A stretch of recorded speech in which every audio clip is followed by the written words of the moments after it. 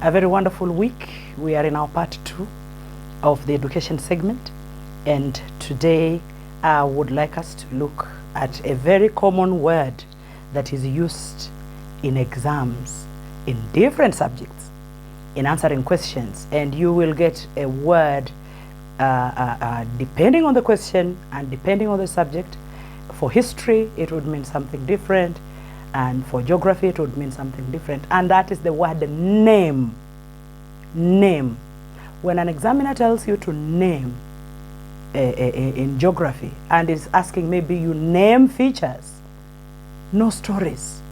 From the word name, you have done in English proper nouns, you have done in English abstract nouns, you have done in English a lot of kinds of nouns. So from the word name, all right? So names of persons, names of mountains, names of titles of books, common nouns, proper nouns, from the word name. In geography, if you're being asked to name features, don't start making long sentences, all right? If it's an incel bag, just write down incel bag, that's it. Then you go to the next line and name the next feature.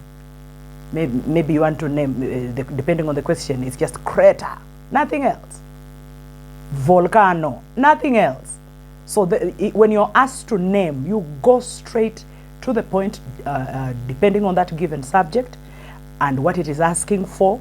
If it is a question in English, for instance, you're told to name the characters in the given book, all right? And it is 4 marks.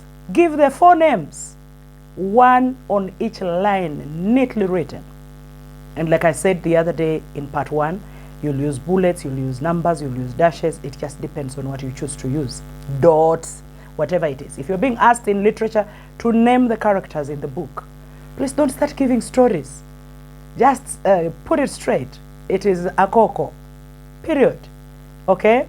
So many students lose marks because they did not understand terms and meanings in the questions.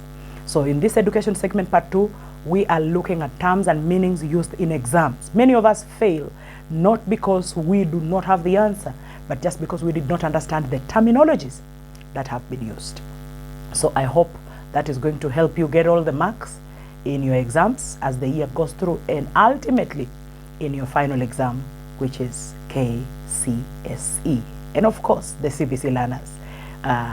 But my interest at this particular point in this year is the 844, because as you're being phased out, I want you to be phased out with good marks and good grades, because in future you are not going to secure jobs if you have not gotten the right aggregate for your exams.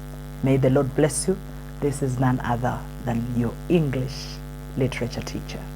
Shalom.